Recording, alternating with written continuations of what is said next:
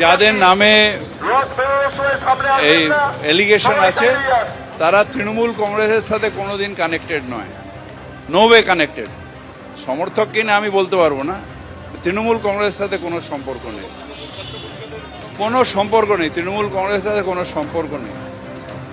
আদর্শে যারা তৃণমূল কংগ্রেস করে তারা কোনোদিন অন্যায় করতে পারে না, যারা আদর্শে তৃণমূল কংগ্রেস করে তারা অন্যায় করে না।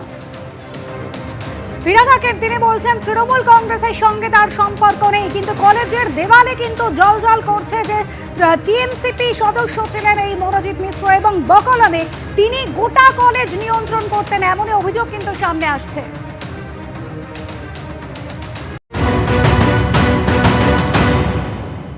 টিএমসি লোক ছাড়া, টিএমসি জল্লাদরা ছাড়া, টিএমসি পার্টির দুষ্কৃতি ছাড়া এ কাজ বাংলায় এই মুহূর্তে আর কারো করার ক্ষমতা দেবে না আমি মনে করি না।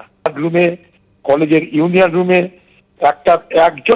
একজন মেয়েকে এইভাবে টানা হেঁচড়া করে তাকে গণধর্ষণ করা হলো, সেটা বাংলার মানুষ দেখতে পাচ্ছে। এর থেকে লজ্জার, আমাদের কাছে ঘৃণার, আমাদের কাছে নিন্দার, আমাদের কাছে কিছু নেই।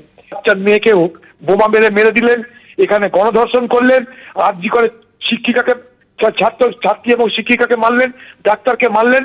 এইভাবে বাংলায় আর কত মহিলা খুন করতে চায় আপনার দলের লোক? 12 ঘন্টার মধ্যে কলকাতা পুলিশ যে মুহূর্তে জানতে পেরেছে, কলকাতা পুলিশ অ্যাকশন নিয়েছে। একবারই 3 জন যার বিরুদ্ধে সে মেয়েটির অভিযোগ ছিল ধরে হাজতে রয়েছে তারা। মেয়েটির স্টেটমেন্টও রেকর্ড করা হয়েছে।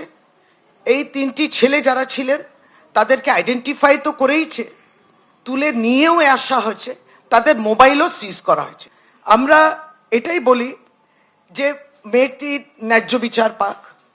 নিশ্চয় তার উপরে যে শারীরিক এবং মানসিক যন্ত্রণা, যেটা ট্রমা হয়েছে, সেটা আমরা পুরোপুরি আমাদের সহানুভূতিও বলবো না, আমরা একজন নাগরিক হিসেবেও, একজন এই সমাজে থাকি, এই দেশে থাকি, আমরা কিন্তু পুরোপুরি তার সঙ্গে রয়েছি।